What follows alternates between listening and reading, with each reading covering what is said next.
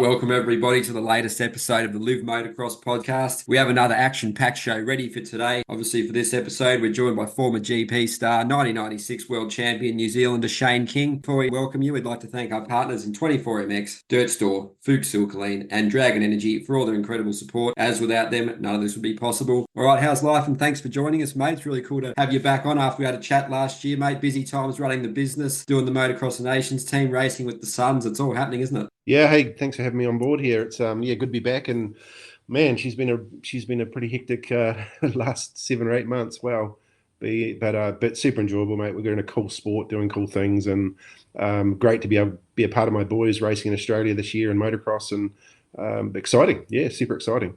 Oh, mate, yeah, it's going to be awesome to have a chat to you again. Obviously, you've sort of been, seen and done it all in this sport. And obviously, we'll start with your sons. Obviously, Ryan and Curtis must be pretty cool racing Australia in the Pro MX and the MX2 class. It's a really stacked class. I'm not sure if everyone realises just how wild that competitive sort of fierceness it is, isn't it? And obviously, Brodie Connolly, the Kiwi, taking out the title was absolutely exceptional. And I guess, how's it been for you and the boys? Obviously, learning heaps, getting some really good results. Obviously, Murray Bridge was particularly good, 6 for Ryan in a Moto, and Curtis were up there too. So, really cool, mate. Plans are looking like you're going to do the same next year as well, are they? And just sort of recap the season for us. Yeah, I mean, MX2 was obviously both boys in the same class was going to be a big thing for us as a family, I guess. And I mean, you can. I was called the water blast guy. All I did was water blast and then tip the fuel in and adjust the chain. And no, it was really cool. We had great support over there with Moto 1. With Shane from there and the crew, and then Honda New Zealand, Honda Australia with Urive on the racing side, and Mark and Jai and all the crew there. It was great to just tune up there and have some additional support with the Honda program that we put on, and just coming off the nationals as well. The boys did very well in the New Zealand Motocross Nationals, so tuning up at Wonthaggi, didn't really sort of have any idea where, how, what. They just went out there and rode, had fun on their dirt bikes, and Murray Bridge ended up being super successful for both the boys, and season was amazing. We had some cool tracks. We had some tough racing, like you said, MX2 class in Australia. It's I think at MX Farm, I think from 4th place to 14th was only 7 seconds.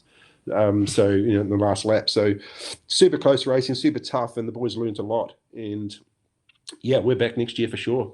I mean, it's a great series, Motorcycle Australia. They do a fantastic job. They've got great people behind them, and they're just looking forward to making it bigger and better, which is really, really cool. And team structures are great, and everyone puts in lots of effort, which is really cool. Super professional and just good. You Aussies are good people, mate. That's that's a cool thing for us Kiwis. So we got a lot of Kiwis over there this year as well. That was kind of a bit of my goal, trying to get as many Kiwis in that MX3 class as we can, and encourage as many of our Kiwis to go there. But man, Brodie Connolly, wow, that's cool. Very cool for him and his family. We know what they've been through to get to there, and for him to win an MX2 title was great. And it just proves that you work hard in the right program. With Urive, he had a great program there, and they've got a great program there. So yeah, awesome, really cool. Yeah, absolutely, mate. It must be so cool, obviously, being there with the sons, sharing the experiences, making the memories, mate, and obviously seeing them improve too. It's sort of definite, tangible improvement from them this year, even though there's a lot of highs and lows, and there must be so much that goes into the program, obviously going to and from New Zealand to Australia. So give us a little insight into just how difficult it is, because it's difficult enough in Australia with the travel for some of the people living in Australia to get there. But it's pretty impressive the performances they're getting despite the travel, isn't it? Yeah, it's actually a lot. It's a lot. Yeah, a lot more goes into it than you think. Just tuning out to a track and putting an entry in and going racing is not what it is. You've got to have a place to base from. We're very, very fortunate. We've got Josh Robinson from JR Factory Services that supported the boys this year, which was just awesome. And Josh and his family are great people, and Moto 1 as well. Shane Fretwell and the team at Moto 1 Motorcycles. As well, and Sunshine Coast were just awesome. So it made it a lot easier. Buying a van, getting bikes, building engines, rebuilding engines, fitting tires, you name it. Just it never seems to end. So a lot to it, but that top end of the sport, you've got to be prepared, and preparation is key to all that. So we had some good people around us, and the boys, doing their thing with training elite. Zero elite training with Nathan Crawford that runs a program in that program. He's going to be in that program for Supercross. Curtis with Benny, and just really cool to have good people. And I know what it takes to be fast. I know what it takes to win. I know what it takes to lose, and I think you've got to learn to lose before you learn to win. And that's right now, I'd say to the boys after they had a maybe an average weekend, mate, what did you learn from that? Because that's something that you've got to park and just never do it again. But yeah, no, it's good to turn up there in a van, and put a tent up and go race dirt bikes. Absolutely, mate. All that patience, persistence, hard work. It's really cool to see it paying off. And it must be quite a juggling act. Obviously, you got to have the training set up like you're saying with 00 Elite with Nathan there. I did a podcast with him last week. Superb program, great bloke. Really like his approach and mindset and thought processes and the way he analyzes things into great detail. But how do you sort of manage having a training program at home and I guess a training program in Australia as well? It must be quite a challenge to sort of get everything streamlined. Yeah, the first few rounds we actually just went backwards and forwards. So we went to the race on a Thursday, and the first couple of rounds were obviously down Melbourne area. So we hung out there with Chucky, Daniel Sanders, and he helped us and rode his track and steered the boys in the right direction. And here again, it's people around you, good people around you do good things. He helped us out massively and those first couple of rounds. But you've got to have a program. After the third round, we decided that the boys need to go and stay in Sunshine Coast or close to somewhere to be able to do that. Bit of driving for Ryan to get to Nathan's, but that's what you do, right? And yeah, just a good program, a good schedule. So them living over there for 3 months was key to them, getting better at the sport, and maybe not so key on the financial side of it, but it just gives them the opportunity to become professional racers and learn how to be a professional, learn to cook for yourself and train for yourself, and be tired and be ready for the weekend. So that's been a great part of the process this year. Yeah, definitely grow up quick, mate. Sort of learning in the motocross world, sort of it's brutal, isn't it? So they're obviously really relishing it and, getting good results, which keeps them motivated, keeps them building. And with those programs, it's really good to chase the fast riders too and know where you're at with the level, isn't it, mate? Yeah, well, I mean, Ryan with his, he had a stock standard Honda with a pipe and ignition on it. He's turning up to that elite program with Crawford, and he's, trying to keep up with, Nathan Crawford, NATO, and KJ that are on their decent, their trick bikes, and he'd call me and go, Dad, I need my race bike. I've got to have my race bike. I can't keep up with them. I'm like, mate, you just need to learn. So it's interesting, and that's what it's all about. They've got to learn. Ryan's 18 years old. Curtis is 21. They've got to learn, and there's not an endless pool of money, right? To just keep firing in there. So they've got to earn it themselves, and I think it helps them become stronger people in the world. They learn a lot more. They've learned how to work on motorcycles more than ever. There's things that happen, and you've got to not only maintain your body, but you've got to maintain your bike, and you've got to maintain your people around you as well. And hanging out with good people is important. Yeah, mate, absolutely. The shared vision to sort of be as good as possible and get to that pinnacle of the sport in Australia is a really cool goal to chase. And you mentioned Supercross there, you might be doing some training. So is that going to happen? You guys will be racing the Oz Supercross series, which, to be honest, is an absolutely elite series. We've, spoken about it with Joe from Inside Dirt and, various other people. It's probably the second best Supercross championship in the world behind AMA Supercross. The amount of talent that's on show in it, it's pretty impressive, isn't it, mate? So will you guys be racing, watching? What sort of that look like? Yeah, I actually leave on Friday to go over with Ryan. Ryan decided he wants to race Supercross, so we're backing him. Bit of a conversation there. He's excited, but don't know if the right word's afraid, but it probably could be. But no, he's just got to go there and enjoy the progression. He's never raced Supercross in his life. We're not a country that's had Supercross here for many, many years, so. He's got to learn, and it's fantastic that we're on with the Crawford program with Ryan. So he starts that next Tuesday with all the crew at the Crawford group, and then he's going to learn pretty quickly. But it's going to benefit him in the long run. Curtis decided not to do the Supercross. He's changing to the 450, so the Honda 450. So he's decided to stay here and just build into that program for our New Zealand series, which sort of starts in MX Fest in late October. So, but yeah, exciting. Go over there, put a bigger sprocket on, and then teach him how to jump some jumps before he gets to Crawford next week. So yeah, that'll be education. But no, he's excited, and just good to come home after the motocross series and just have a bit of a chill. And Ryan's big and Curtis's big thing was that they could just walk in the house and all of a sudden everything's taken care of, rather than having to do their own washing and food cooking. And they actually laid on the carpet and went, oh, carpet. It was hard case, the things you laugh about in life. But so now Supercross is on, and it's going to be cool in that last round with all the riders that are lined up for that. And Melbourne is just awesome for Supercross in Australia and for the rest of the world. It's super cool to have the Hunter and Jet turn up in their own country at that stadium. So Ryan's, I think, probably a bit more excited about that than seeing them race rather than racing himself. But no, it's cool. Just a stepping stone, big stepping stone. He's going to learn a lot from it. And Croft's an amazing trainer, and he's hopefully going to teach him how to do it all properly.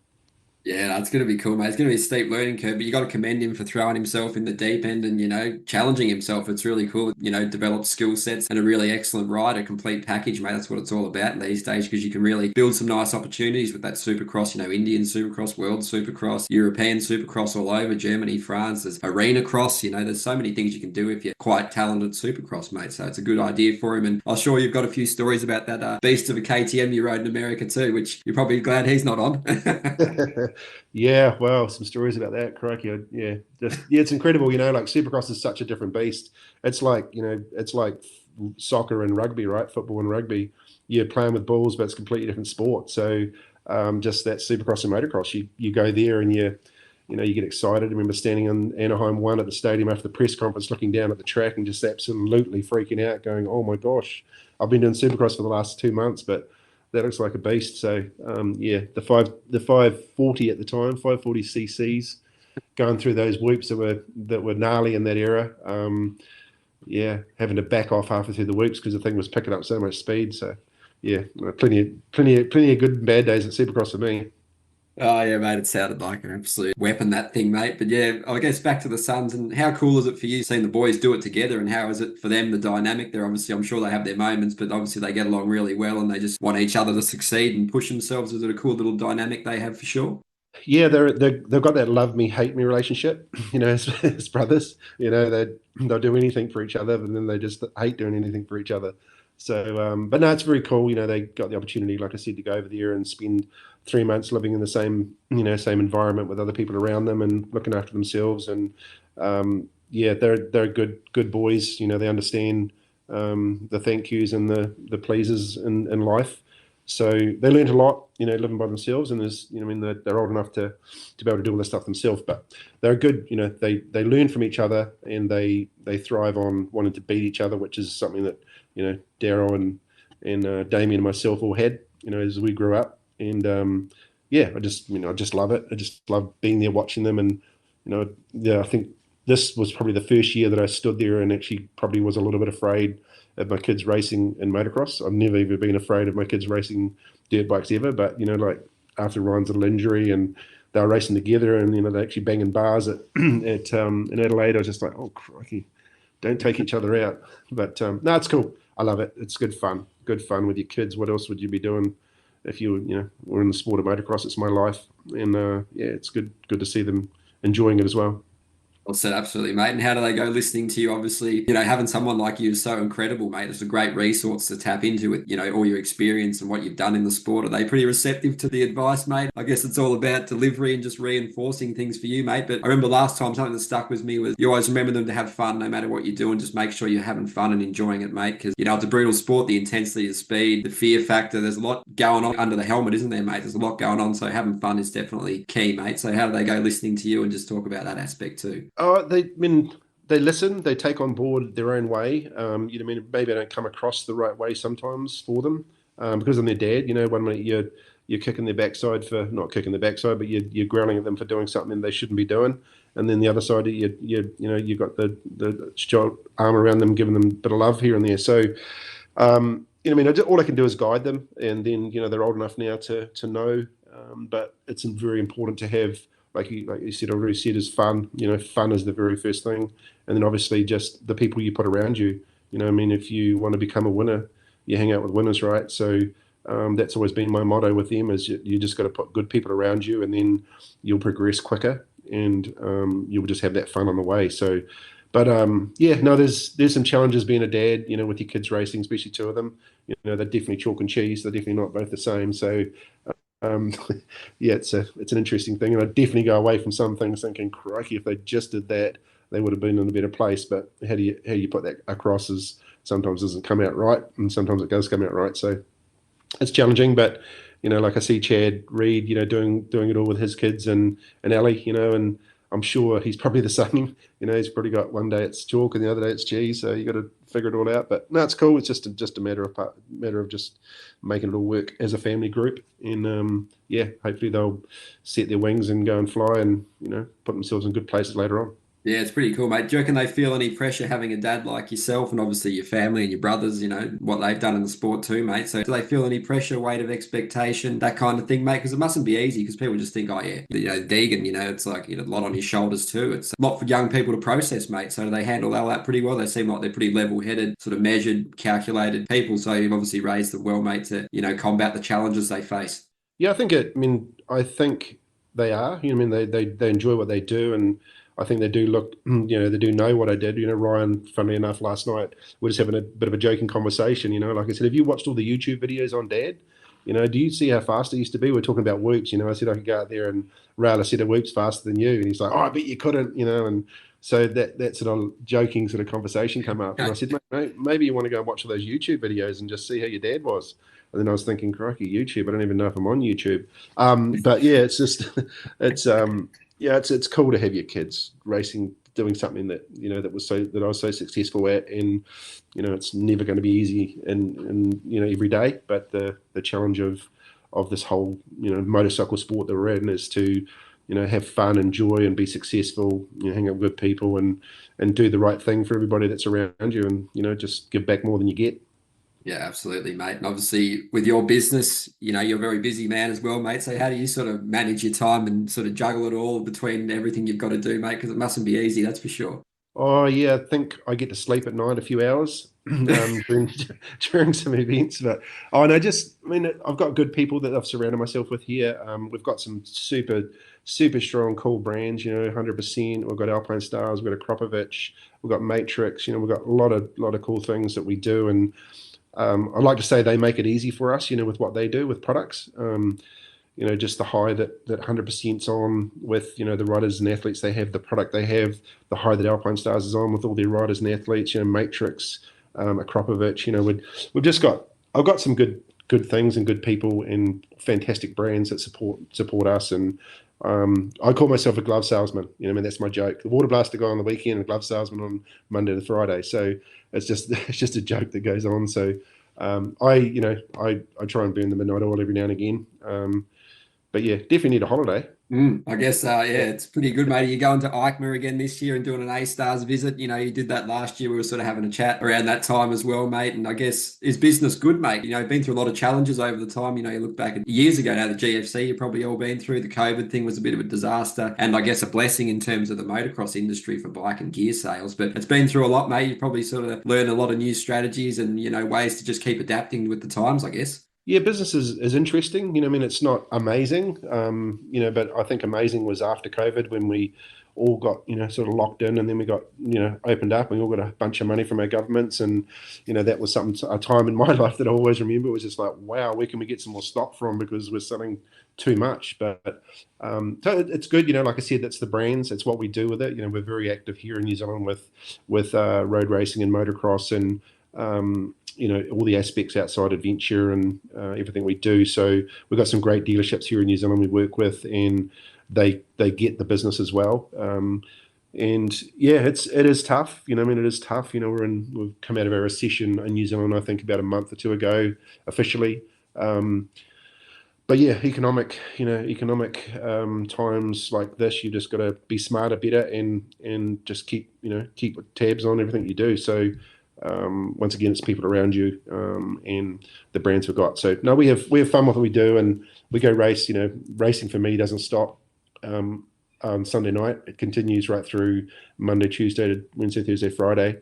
So I treat this as I want to be on the top step of the podium as many times as I can during the week. So we try and bat above our average and just learn with what we do. So EICMA, I think So this year I've got to go to ICMA again. We've got a sounds crazy, but we've got our 26 motocross meeting coming up with Alpine Stars as well, and visit 100% with all the new products that I've got. And man, she never ends. It never ends. You just start one thing and then the next thing happens. Yeah, mate, it must be cool to go back to Europe. Obviously, you see heaps of cool people and catch up with all your mates and stuff and obviously do things like that. But obviously that holiday is not happening. We'll touch on the Motocross of Nations, mate. Really exciting team you're sending. Obviously, Brodie Connolly, amazing talent, completely dominated the MX2 class here. Really cool to see him go onto that event as well as the MXGP in China. Should expect him to really sort of flex his muscles. Hamish Harwood, fifth at Coolum last year. The New Zealand champion, obviously defeated Beaton, which was very impressive. Was ripping at QMP on the last round, even though he probably wasn't, at the level he wants to be physically. He does so much. He's a real sort of inspiration to a lot of people, I guess, the way he manages all his work and racing. And, I remember I chatted to him after Washougal last year where he did that national. So he's a really cool guy. And obviously Natsuki, superb talent, Red Bull KTM Canada, second in the championship. Really cool team you've got together, mate. I guess the expectation, I think you said last year you were looking for top 15, which you did. This year you're probably looking for top 10 minimum, mate. So tell us all about it, the excitement, how it's going to be. It's never easy traveling overseas to do an event, but it'll be pretty awesome after France last year, mate. That was a huge event, so Madeley Basin should be another absolute cracker. Yeah, every year it's a challenge, right? The Motocross of Nations trying to select the right people and do the right thing, and just make sure that on paper you've got the best team that you can present to the world for your country. And it's an honour to have these three riders riding for us for Madeley. They've all been there, and apart from Brodie, been there and raced it. So it's exciting. We've got plenty of opportunity, and like you said, the goal was top 15 last year, and we managed to secure that. When a lot of people said that we wouldn't even qualify. So there's a lot that we have to do to make it all work and happen. And we've got some great people, Penny Holmes and Best Build and our Federation Motorcycle New Zealand that are behind us. And end of the day for me and Bevan and Will it's about the result. We've got to put a result on the table. And I think this year leading into this, a top 10's very possible. And the Nations throws up so many different things. I've been on the podium twice. The second time we weren't really expected to be on the podium. And we were. So you've just got to put your best foot forward on Saturday. Qualification's the key. You've got 2 days racing. You race Saturday to be able to race Sunday. So Saturday's the first goal, achieve that, get into the race. Sunday, regroup, Saturday night and start again. And, I believe with what the level that Brodie's riding at the moment, there's probably going to be some good results come from him. Hamish is a fighter all the way to the end. He'll leave everything on the line right to the checkered flag. And Josiah, well, he's had a fantastic year in Canada, and to speak with him the last few days, he's super excited to represent the country and just go out there and help him grow his I guess his level as well back in Europe, and just help him to be the best he can be on that day. And he's come up a great season. Probably disappointed he got second, but go there and redeem yourself at the Motocross of Nations. Let's go. We had a few issues, obviously, when we were in Redbud with Brodie with his bike. Didn't qualify because the bike broke, so he wants redemption at the Nations. And then Josiah, Madeley Basin, he wants redemption there. So, mate, she's game on for us in Team New Zealand. Looking forward to it. It's going to be exciting. Yeah, mate, it's pretty cool you get to go back to Madeley again. Obviously, after you did the EMX 250 round with Ryan there with the VRT team, so it's pretty cool to go back, mate. And you never know what the weather's going to play like in October in the UK, mate. It's a bit of a gamble, a lottery, that one. So you never know how the Kiwis could do, mate. It could be pretty impressive. And like you touched on the bikes there, is there sort of varying levels of support from the teams the riders are working with? And, how's it looking for the bikes in terms of the pit setup? All these other sort of things you often don't think about unless you're confronted with. So how's that all sort of shaping up, mate? I guess a lot of phone calls, a lot of discussions, a lot of organising on your part and the team around you. Yeah, there's a lot to it. You don't just hop on an airplane and go to the other side of the world and borrow a bike from somebody and, just put a pop-up tent up. There's a lot to it. So making sure the riders are comfortable with everything they need is the goal. The big thing for us is our budget. We're going to try and find money, which is an expensive process, and funnily enough, the most expensive process part of the Nations is flights and accommodation.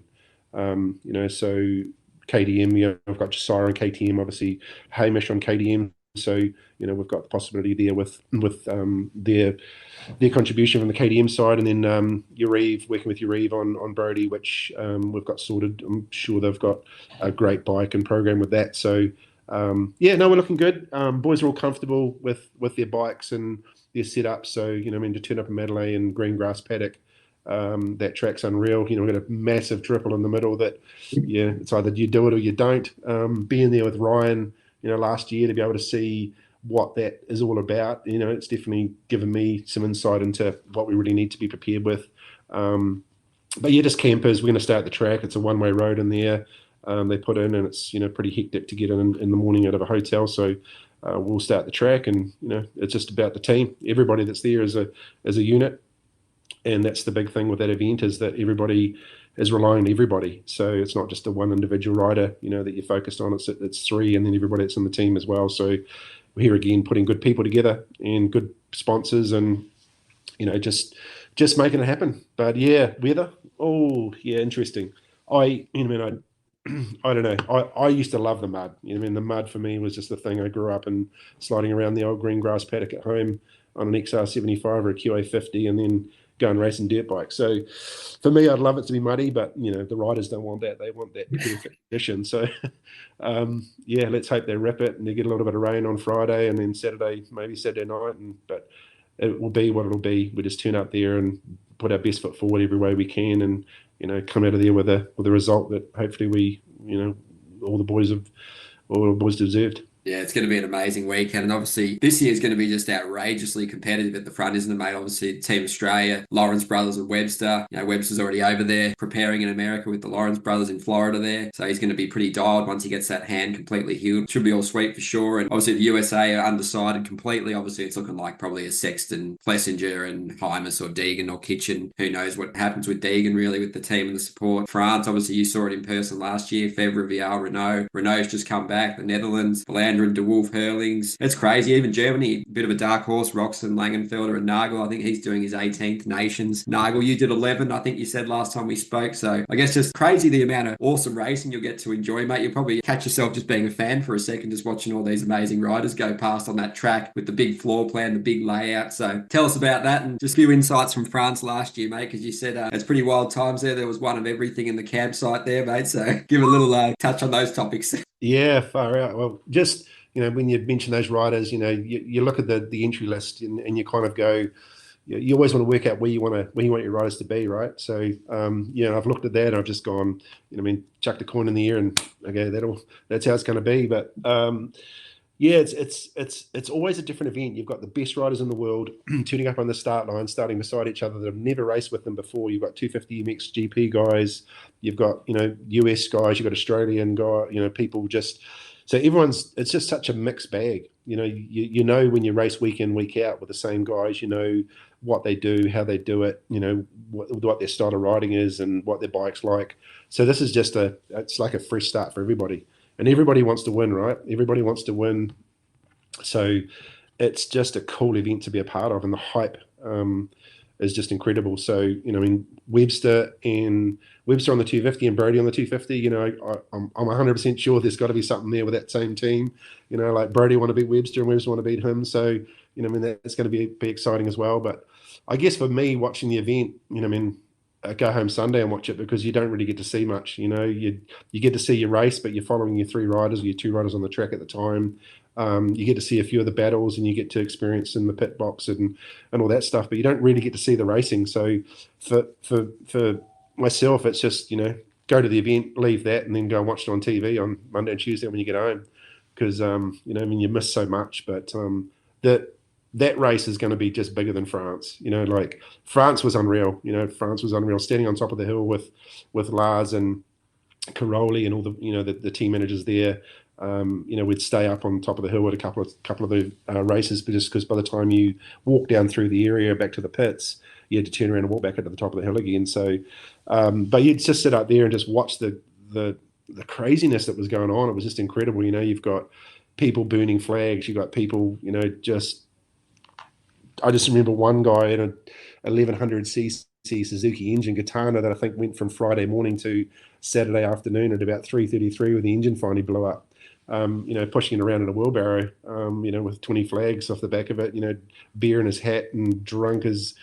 That's the nations. It's so cool. People get so passionate about their country and their riders, and that's what the nation's all about. And for the listeners out there that have never been to one, definitely go to one and try to go to Madeleine because it's going to be even epic and more epic than France. But no, France is cool. France was a cool track. I've raced there, won at that track before as well, and it's an exciting event, and yeah, just the hype's unreal. Well, it's going to be so good, mate. And obviously Ironman for 2025, it's looking like, so that'll be, just as good as the other two, won't it? Yeah, that's cool track, and the environment there is so. Yeah, being back in the US will be pretty amazing. And we've got the American team, which it'd be interesting what happens in that 250 space for them. But either way, they've got some super young talent there that they're going to bring in, and Plessinger wants redemption from that Moto last year. So, if he doesn't get selected, he'll be one gutted guy. But it's going to be cool. It's going to be cool. Yeah, absolutely. I just wanted to touch on the Kiwi talent. The state of it's really good at the moment, mate, isn't it? There's so many, awesome riders coming out of there at the moment, and as there has in the past, like you've seen through the years, mate. But yeah, obviously your sons, you got Brody. Purvis was on absolute rails at the end of Pro MX, mate. He's a super talent. Obviously Scott, and we're talking about Cole Davies as well, doing great things at Star Racing, winning the Scouting Moto Combine ahead of Menier on the weekend, mate. So really flexing their muscles across the globe. And obviously the guys are going to the nations we've spoken about, and Townley's sons and the Junior World Championship team doing really well on a brutal sand track, and obviously those Moto 1 KTM guys, Phoenix and Phillips as well. So it's really impressive, all the talent that's being produced right now, mate. What do you put it down to, and how exciting is it? Yeah, it's amazing to have. I think what's really happened is the last couple of years, we've been shut in that COVID door, and then that door opened, and we all wanted to travel. So and I believe that it's just some people doing it. Doing things and making it easier for others to sort of realise that it's quite easy. I definitely been pushing that fact for Phoenix, Van Dushen and the like. Just traveling to Australia, it's a very good series at MX3 to develop your skill, and it's a great series to race. Cole Davies, he's opened up a lot of young kids' eyes and gone, wow, if you actually really have a dream and a goal, you can really achieve it. You got Courtney Duncan. That just keeps inspiring our country, with what she does as a female. It's really cool to see that. And there's lots of people around the world that we forget about. Levi Townley doing what he did at the World Juniors, super impressive. You got Jagger, you got Nico Verhoeven, young kid that's racing 65. He finished second in the world at the World Champs as well. Traveling a lot. Great parents and enjoy the sport for what it is. And his dad wasn't a motocross racer, but he's definitely working towards Nico being top flight motocross racer. So I guess it's just people again. People that have got enthusiasm and want to happen. Just chatting with BT this week. I rang him and said, what do I do to get, I guess what I do with Rima Supercross, so we all talk to each other. We're a small country, small group of people, but we've all got good attributes to what we do. And, I believe that's probably the reason why we've got a lot of Kiwis out of there. So out in the world right now, and it's only going to become more, as it goes on, because people are going to see how easy it is and how you can develop the sport. It's only good for our sport here because all that talent's going to be brought back into our racing here through our summer series with motocross. So the goal is here, I reckon, is to get our Supercross series up and running, some sort of Supercross series, so we can develop our kids younger. Ryan starting Supercross at 18 is, too old. He needs to be starting Supercross at 14, which is what Ben has with Levi. So and Jagger. So yeah, just gotta value what we've got right now and just build on what we've got, and just make some good things happen. Yeah, it'd be really cool to see how he develops, obviously, with that Supercross. He's in a great framework to actually, make really quick strides riding with all those guys. And obviously, Tanti, he's back in Australia racing with that Honda team. So he'll have certainly some of the best guys in the country to watch and learn, mate. And it's so good in Australia at the moment. Obviously, it's good for you guys. It's not too far away. Obviously, the New Zealand series is a good level, but just, it's really cool. The opportunities are there. There's obviously a quality series in Australia, heaps of top talent to test yourself against. And for the fans as well as the riders, we've got 2 World Supercross events coming up. We've got the AusX, we've got the AusX Open, we've got MXGP in Darwin next year. Obviously, it's really exciting times for the sport down under, I guess. You'll put New Zealand in that too, for sure. And I guess tell us a little bit about the New Zealand motocross schedule as well, because you get some really awesome Aussie riders that come and race there too, don't you? Yeah, well, the goal is to, get as many Aussies over here as we can. So working with the Motorcycling Australia on dates and making sure nothing clashes is the goal of our federation and the group that is formed here to help develop the sport, and we've got our first MX Fest, which is their 50th anniversary, so they've got a pretty cool event, and we're just talking with Kurt Gibbs and a few other riders from Aussie to come out, and that's sort of a couple of weeks after the Nations event, after the first Supercross in Australia. So yeah, just that, and then we have our Summercross, which is in Sandy one over in Whakatane, which really hits off the start of the year. Then Woodville Grand Prix end of January. Then we have our 4-round motocross series. So yeah, just lots of cool tracks, good racing. And hopefully we get a whole lot of Aussies coming over, which the talk is there's plenty of MX3 guys that want to come and start building up for the season. Great build up for the Australian season. Come here and get some gate drops and race the Kiwis on our soil and maybe get beat, because it's quite tough for an Aussie to come here and not get beat. But no, it's good. It's a good series, and we've got a small country with a great amount of people doing some good things in the sport. There's people that think we're not doing a good job, but man, we've got some good clubs, good tracks, and good people. So yeah, it's a cool series. Yeah, there's so many positives to be extracted from what you guys are doing in an Australian series, mate. And I guess to switch the focus back to you, mate, for anyone that doesn't know about your career, it's been an incredible one, obviously culminating in that 1996 World Champ. You raced everywhere, Europe, Australia, America. You've done so many things, and some of those stories I remember about the early days of moving to Europe are absolutely fascinating, mate. So I guess tell us some of the sections you'd like us to hear and just about your career as a whole for anyone that doesn't know, because it's a wild ride, wasn't it? Yeah, it was a wild ride, but a cool ride. In my history, it was very cool. I just remember, I'm not sure if the conversation we've had last time, but I remember a lot of different things. Just thinking the other day, Ryan's racing Supercross. I remember my first Supercross in Australia, in Melbourne, and I went over and raced for KTM, Bert Flood, and it was the first time KTM ever was racing Supercross. So I jumped on the KTM, and then in the heat race, I remember coming down through the rhythm section, went around the corner, and there's no rear brake. The brake cylinder blew, went straight off the berm over the bars, and injured my shoulder, and that was it for the night. But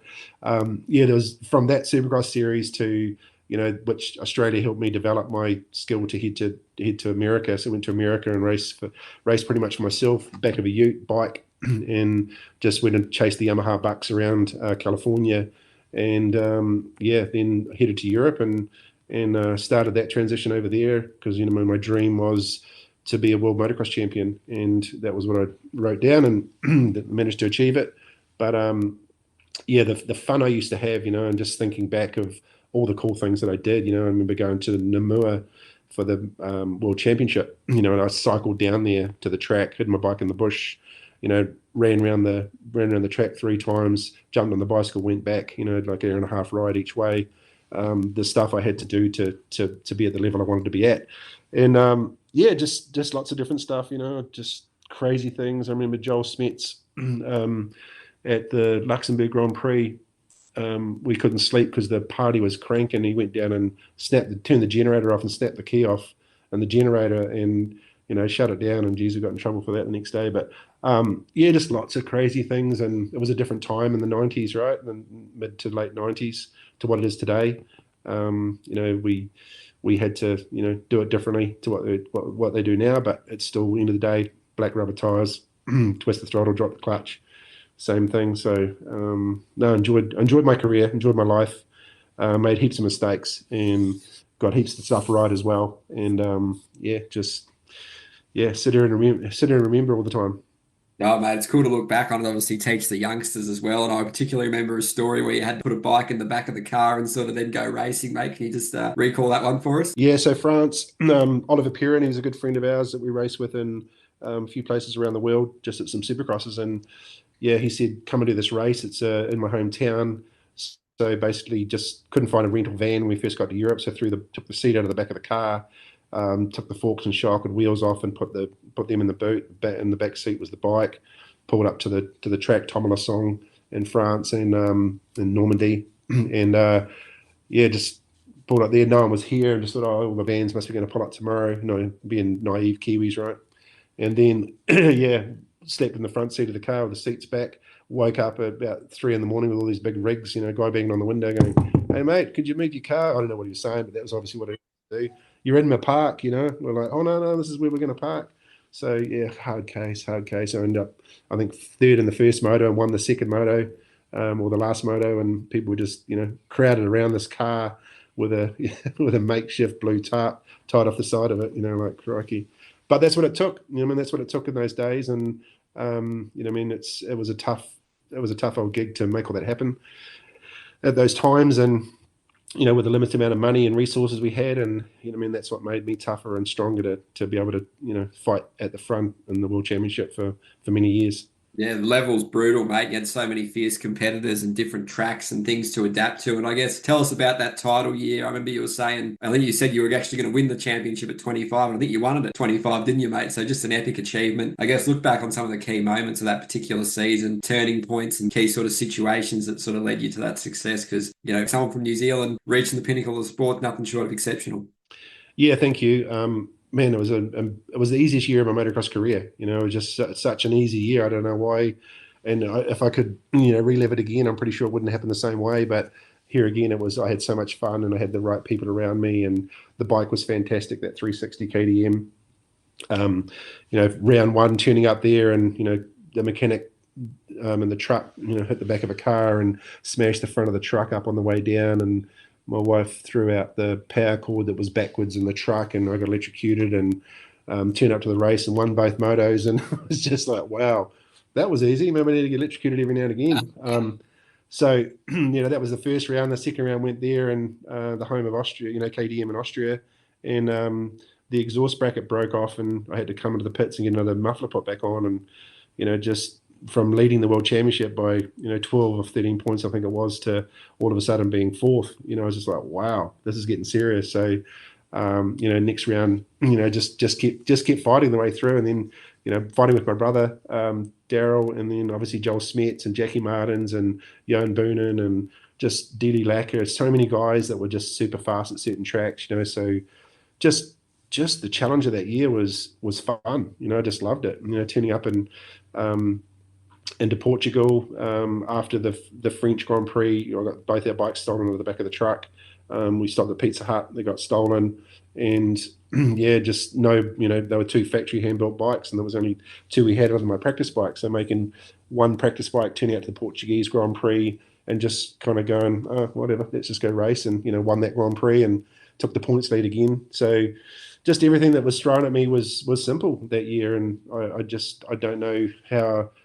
When you look back, I just think, crikey, how did I not be stressed out about everything? But I guess I was so comfortable with what I'd done, and all the training and preparation, and the people around me, everything just made it just fell into place. And 96 was a great year. It was a really good year, and but I think 95, just talking to the boys the other night about it, 95, I went and stayed in England. I did Supercross, Leipzig Supercross and Dortmund and races like that. And I stayed in England with James Marsh, and it was snowing, raining, freezing cold every day. And I'd just be, that guy that would just put on a jacket and get out there at 7 a.m. and just, claw through the Rocky Balboa thing, just like whatever it was, pick up rocks and climb trees and do whatever I did to what I thought I needed to do to be stronger for 96. So I guess it made myself tougher, just toughened myself up, and made myself that guy that just wouldn't take, second place. Just wanted to be the best, and I guess that's what it takes sometimes, right? Is that mental attitude. It's cool, mate. It's awesome to hear. And obviously, did you get the bikes back? And just another couple of things. Travel was all different, probably a little bit more difficult. Living situations. How'd you go finding riding at sand tracks, hard tracks? All these difficulties. You probably look back on and think it was easy, but it's probably easier said than done for sure, mate. And those European winters are no joke, are they? Oh, those European winters are no joke. No joke. I remember going to Europe. Every year we go to Europe. We'd leave here after the nationals would finish. Start 1st of March is we usually travel to Europe, and I just go to Lommel every day. Lommel would be closed Monday, but if you open Tuesday, dead flat, and then by Sunday it's as rough as Lommel can be. And I'd go there Tuesday, Wednesday, Thursday, Friday, Saturday, Sunday, die Monday. Repeat. Do that for 3 to 4 weeks just to learn to ride sand. And it took me probably 3 to 5 years to learn to ride sand, but that's what you had to do to start off on a flat sand track and learn how to ride the bumps by Sunday. And then, just the travel was hard because all the borders were, closed. So you had to, it's a passport every border and long queues and, why are you here? What are you doing? What's in your truck? What's in your van? it was a lot different. You know, now you just drive straight through, you whatever nights are there. And so, you know, just made it all work. Just made it all work. You know, lived in a caravan, lived in the back of a van with a couple of mattresses. Just made it all work back in those days. And the great Moisoff, you know, the Moisoff, he was a rider that hung out at MXoN in Belgium with us, and yeah, man, he's Russian, obviously, Estonian Russian, and man, incredible. You know how they do it. You know, they do it. They do it tough, really tough. And you know, we had the luxuries of a caravan or a hot water or stuff. But yeah, so he taught me a lot as well. Didn't speak a word of English, but you know, I mean, he'd train with things. You know, I remember one day we'd go out the back and he'd say, you know, just basically wave over. Do you want to do some training? Yeah, what are we doing? And he'd have two big blocks sitting there, and you know, he'd pick those up and walk across the gravel car park and drop them, and then run back and then pick up the next block. And you know, I mean, I'm just like, wow. You know, so everyone, you know, you just got taught so many different things now. If you don't go to a gym, you know, like pick up a hay bale and climb to the top of the hill with that on your shoulders, see how different that is to the gym. So toughens you up. But yeah, interesting world that was then, and you know, we're a different world now, of course. But yeah, cool memories for sure. Yeah, mate, you must look back on it fondly as well as sort of think back, oh, geez, how was I doing that, or how was that okay to fly? But yeah, and I guess talk about the fan culture differences too, because they're pretty wild, those European ones. And I'd hate to think how wild they were back in your day, mate, because obviously, you know, no social media, you couldn't document it, but they would have been running a pretty loose program, I'd imagine. Oh, man, just the amount of alcohol they used to drink and how drunk they used to be before Saturday, you know, like they'd all turn up, and we created a fan team, you know, Stefan Everts had thousands and Joel had thousands, and you know, hundreds of people would just turn up for people, and you know, they start asking you for jerseys, and you know, just before you know it, you've got a group of 5, 10, 20, 50 people that turn up, and they're all in your jerseys and all, you know, just on the side of the track cheering you and booing everybody else. And you know, just you'd wake up in the morning and there's two sleeping under the truck, and you know, there's people coming over that just drunk as with your flags. It's just a different. Basically, it was like France last year up in the camping area. That's what it was like beside the racetrack, and you know, we just had little wire netting fences and you know, tape some places so the spectators could, you know, pretty much walk out on the track and do whatever they wanted to do back in those days. So she was a bit of a different culture, but. Yeah, no, it was, man, wild, just wild. And, you know, sometimes you think, wow, these people are just crazy, but they were so passionate about the sport and so passionate about their riders that they hung on to that, you know, I mean, I know there's a lot of people that have got great friendships from those supporter groups, you know, living in Belgium with Stefan and Joel and Jackie and everybody. So it was very cool to be a part of that.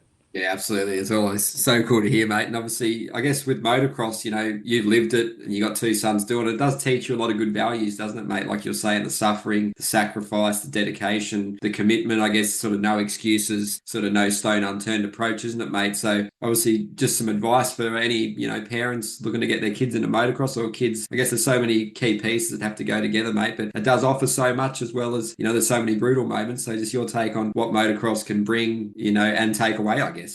Yeah, I think the most important thing is that let the kids have fun at the start. You know, like that's the key is let them have fun, let them enjoy the ride, and really see if they want to do it. Don't get too involved with, you know, wanting them to win straight away and being the best and putting pressure on them, because it just ends up being bad. You know, sometimes it ends up being good, I guess, in some instances, but most of the time it's just let the kids breathe, let them have fun.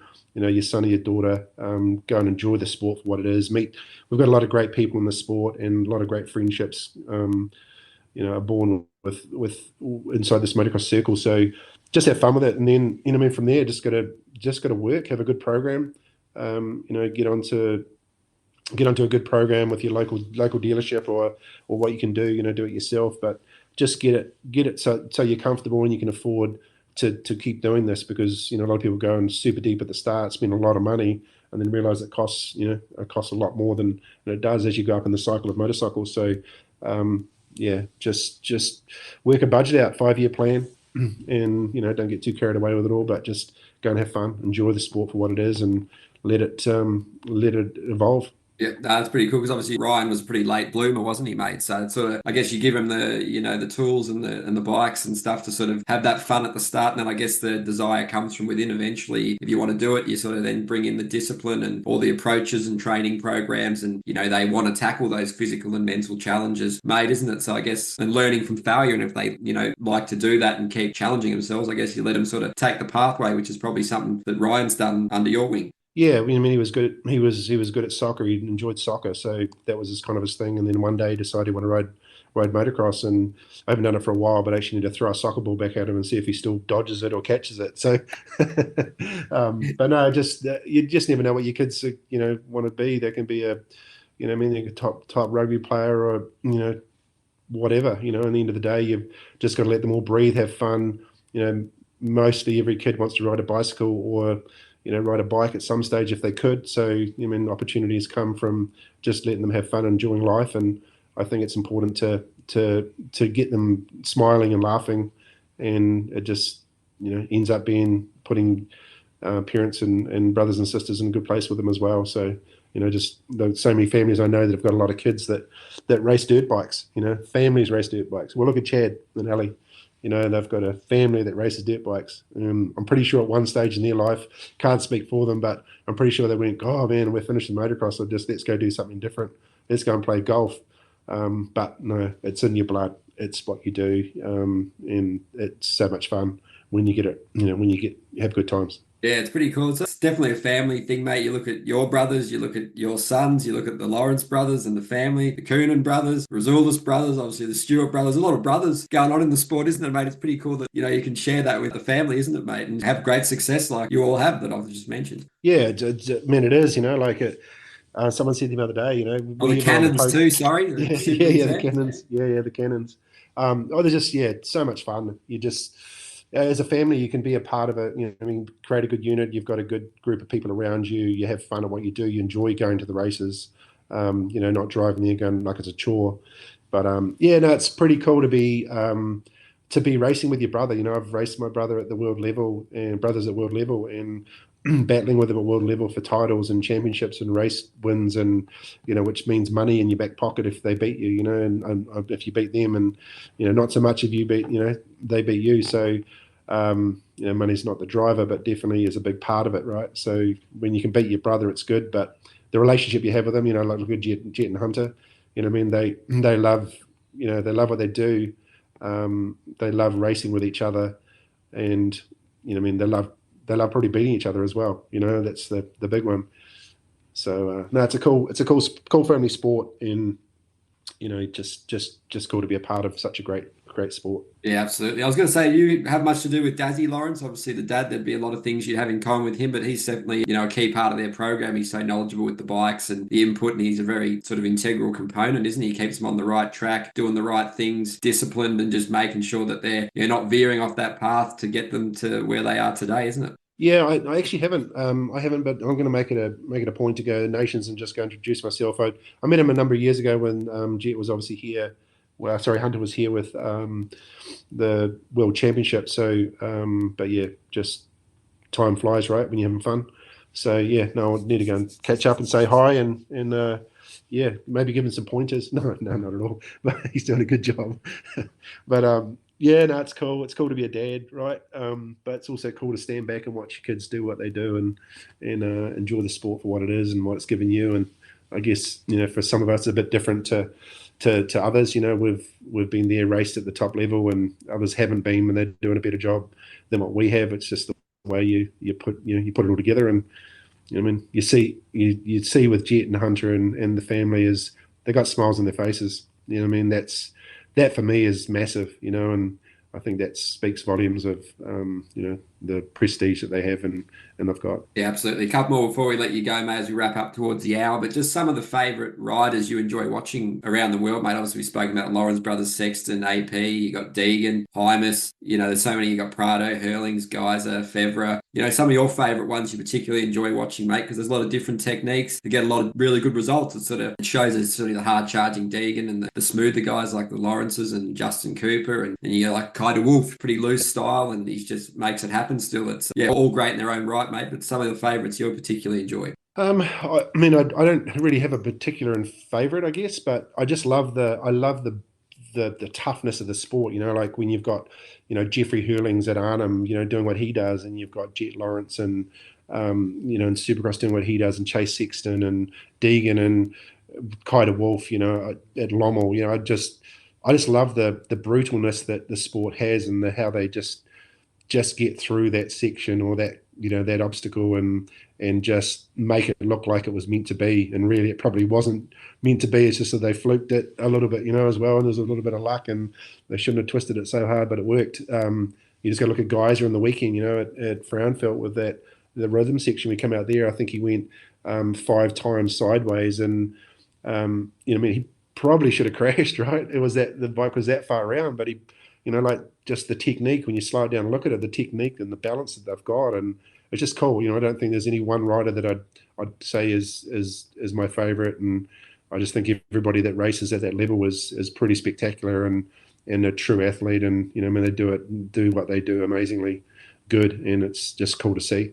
Yeah, mate, absolutely. Have you got any sort of picks for the GP title? Do you think Prado gets it from Geyser, or do you think Hurlings is still in with a chance? It's going to be a fascinating finale to the season leading up to the Nations, isn't it, mate? Yeah, pretty cool. Geyser obviously pulled 10 points in the weekend over Prado, but well, they just go all the way. Like it's you just want to see them all battling for the title at the very end. That's what you want to see. It's like the Webster Beaton race last weekend. You couldn't have called that in the morning if someone said this is what's going to happen and it's going to end up on tied points. I just racing. Racing's cool. Racing at that level, and someone's going to be a winner and someone's going to be a second, third, right? So end of the day, if the battle's great and the crowd are getting what they turned up or watching on TV for, then that's what the sport's good for. So I just want to see great racing, and I haven't got a preference of who wins and who loses, but all three of them deserve to battle to the end, and may the best man win. Yeah, absolutely, mate. Just a quick one on SMX, the thoughts of that. More money for the riders, obviously, really cool thing. The hybrid tracks, it's going to be fascinating, obviously, with Cooper Webb and Tomac and all sort of Anderson and the Lawrence brothers and Sexton and AP, and all sort of coming back at a good time. Kenny Roxon, it's going to be absolutely stacked and fascinating for the fans, but just as a spectacle, it really sort of caps off that American calendar really nicely. Obviously, there's a fair bit of conjecture about it. Probably the worst is for the teams and the mechanics to, keep doing all these races, because it's a huge schedule for them. And then obviously in the case of Honda, going to the nations, supporting a lot of riders. So yeah, just your take on SMX, mate, and how good it is for the sport. Well, I think everyone's got their head around it.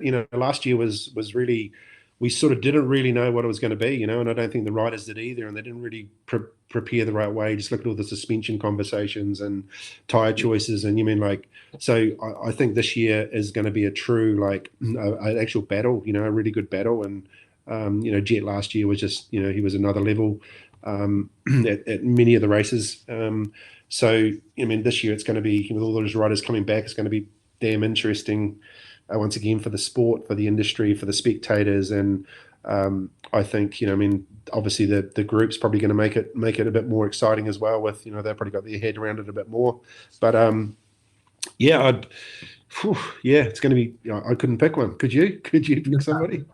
No, it's even getting in the top 10 is a massive achievement, isn't it? Yeah, I think just starting up on the start line would be a goal, wouldn't it? Yeah, mate. It's cool. Some of those international guys like Koulis will be throwing themselves in there. And obviously Wilson, I think he's having to go through the LCQ. So there's going to be a lot of interesting things at play, isn't there, mate? But before I let you go, mate, obviously, any final thoughts? What do the next couple of weeks hold for you? Obviously, it's extremely busy. Ryan's heading to do the Supercross, the Nation stuff, mate. And just give anyone a thanks and a shout out you'd like to. And obviously the fans can follow you on Instagram and keep up to date with all that's going on too, can't they? Yeah, well, just the next couple of months are pretty hectic. We've got a lot happening in business with our summer coming up, our New Zealand series. We've got the Motocross Nations obviously coming up in the start of October. Leaving on Friday to set Ryan up for Supercross in Australia. Sitting here, hoping he improves day by day quickly, so he turns up at the first race strong. Getting set, Curtis set up on the 450. The new 450 Honda, which we're going to receive this week. So lots going on, and come up for air every now and again, I guess, and try and jump on the bicycle, or maybe try and even put some running shoes on. But exciting. I love it. I love being busy. I don't know what I'd do if I didn't didn't do what I'm doing.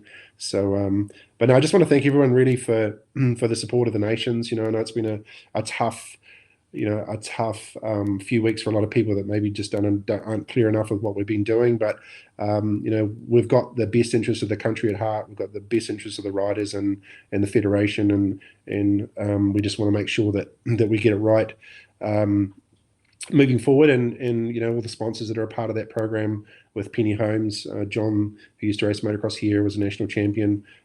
He's been a great supporter, and then Brendan, Clark, and Dee with Best Build. And Wellington Construction in Wellington, they've just been great supporters of the sport as well.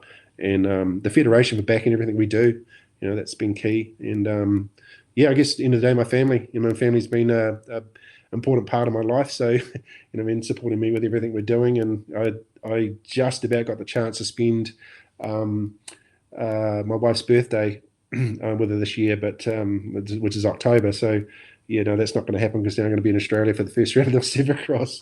But no, cool. Looking forward to meeting everybody again, see everyone in the world, wherever we are, and especially the nations. It's always good to go back to home, as I call it, in Europe, my old home, and catch up. So, no, looking forward to a good few months ahead. No, all the best with everything, mate. It's exciting times, and obviously thanks again for taking the time to join us, mate, because I know you're super flat out, mate, so it's been a ripper chat, and we definitely look forward to doing it again, maybe after the Nations or in the Supercross is rolling, and probably see you in person at the first round of Supercross too anyway, mate. But before we let you go, we'd like to thank 24MX, Dirt Store, Phil Sukaline, and Dragon Energy for all their incredible support, as without them, none of this would be possible. All right, thanks again, Shayne, mate. All the best with everything, and we'll stay in touch. All right, cheers, mate. Thank you. No worries. Have a good one.